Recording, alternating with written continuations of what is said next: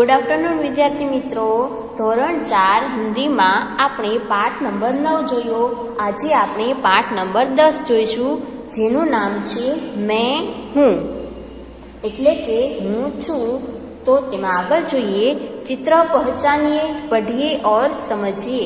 ચિત્ર પહેચાનીએ,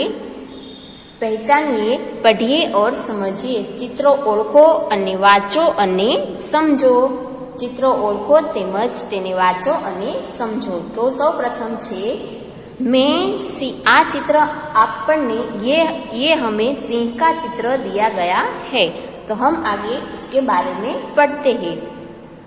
मैं सिंह हूँ, मैं सिंह हूँ, हूँ सिंह छू. लोग मुझे जंगल का राजा कहते हैं, लोग मुझे जंगल का राजा कहते हैं. લોકો મને જંગલનો રાજા કહે છે, લોકો મને જંગલનો રાજા કહે છે. मुझे देखकर सब डरते हैं, मुझे देखकर सब डरते हैं. મને જોઈને બધા ડરે છે, મને જોઈને બધા ડરે છે. फिर से देखते हैं. मैं सिंह हूँ, हूँ सिंह छू. लोग मुझे जंगल का राजा कहते हैं, લોકો મને જંગલનો રાજા કહે છે. मुझे देखकर सब डरते हैं, મને જોઈને બધા ડરે છે. બીજું चित्र છે વાઘનું. दूसरा चित्र हमें बाघ का दिया है, तो पढ़ते हैं उसके बारे में. मैं बाघ हूँ, हूँ बाघ छू. मेरे शरीर पर पट्टे हैं, मेरे शरीर पर पट्टे हैं. मारा शरीर पर पट्टा छे. मैं जंगल में रहता हूँ, मैं जंगल में रहता हूँ, हूँ जंगल में रहूँ छू. मैं भारत का राष्ट्रीय पशु हूँ, मैं भारत का राष्ट्रीय पशु हूँ, हूँ भारतनो राष्ट्रीय प्राणी छू, हूँ भारतनो राष्ट्रीय प्राणी छू. आगे हमें चित्र दिया है हाथी का. तो देखते हैं हाथी के बारे में. तो मैं हाथी हूँ, हूँ हाथी छू. लोग मुझे गज भी कहते हैं, लोग मुझे गज भी कहते हैं. લોકો મને ગજ પણ કહે છે. मैं जंगल में रहता हूँ, हूँ जंगल में रहूँ छू. मेरी सूंड लंबी है, मेरी सूंड लंबी है. मारी सूंड लांबी छे. आगे हमें चित्र दिया है भालू का. तो मैं भालू हूँ, हूँ भालू एटले रीछ, तो हूँ रीछ छू. मैं रीछ भी कहलाता हूँ, मैं रीछ भी कहलाता हूँ, हूँ रीछ पण कहवाऊँ छू. मने लोको रीछ पण कहे छे. जब डमरू बजता है तब मैं नाच दिखलाता हूँ, जब डमरू बजता है तब मैं नाच दिखलाता हूँ. જ્યારે ડમरू વાગે છે ત્યારે હું નાચવા લાગુ છું. आगे देखते हैं. पढ़िए, समझिए और लिखिए. पढ़िए, समझिए और लिखिए. उदाहरण हमें दिया है शेर, सिंह એટલે કે શેર અને સિંહ. તો આપણને નીચે આપેલા શબ્દ હિન્દી અને ગુજરાતીમાં વાંચવાના છે. हमें हिंदी और गुजराती में नाम लिखना है. तो सबसे पहला नाम है बाघ એટલે કે वाघ. तो हम यहाँ पर लिखेंगे बाघ और यहाँ पे लिखेंगे वाघ. फिर दूसरा है हाथी.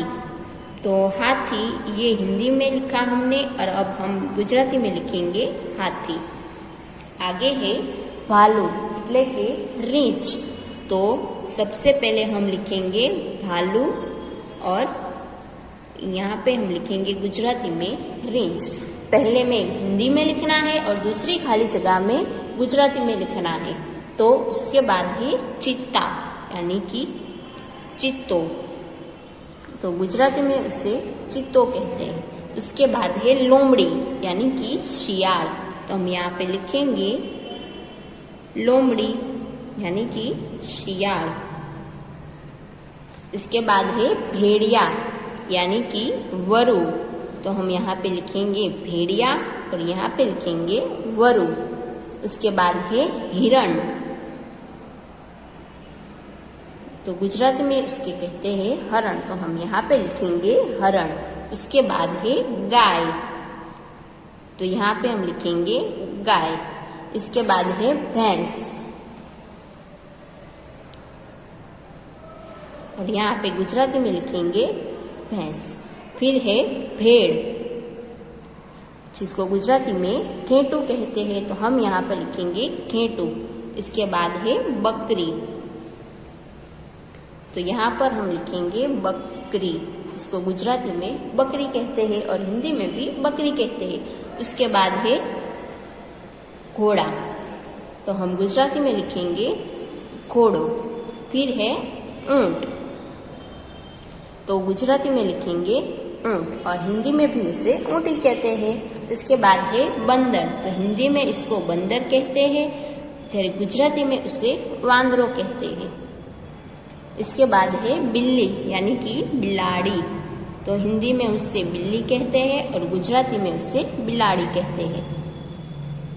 फिर है कुत्ता यानी कि कुतरो, तो हिंदी में कुत्ता और गुजराती में उसे कुतरो कहते हैं। इसके बाद है खरगोश यानी कि ससलू, तो हिंदी में उसे खरगोश कहते हैं और गुजराती में इसे ससलू कहते हैं। फिर से देखते हैं बाघ यानी कि वाघ, हाथी यानी कि हाथी, भालू यानी कि रीछ,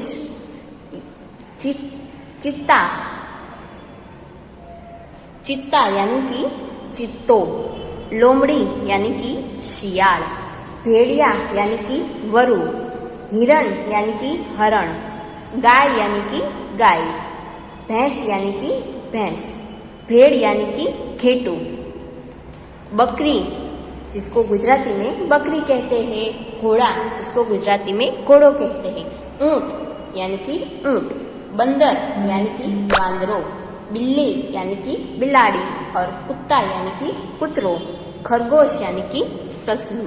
तो ये था ગુજરાતી, આ હતું પ્રાણીઓના નામ ગુજરાતી અને હિન્દીમાં। તો વિદ્યાર્થી મિત્રો, આપણે પાઠ નંબર 10 મેં હુંમાં પ્રાણી અને તેના વિશે આપણે જોયું, જેમાં આપણે સિંહ, વાઘ, હાથી અને રીંછ વિશે જોયું। ત્યારબાદ આપણે પ્રાણીઓના નામ હિન્દી અને ગુજરાતીમાં જોયા। તો આજનું તમારું હોમવર્ક છે આ આપેલ પ્રાણીઓ વિશે અને પ્રાણીઓના નામ હિન્દી અને ગુજરાતીમાં તમારે વાંચન કરવાનું છે।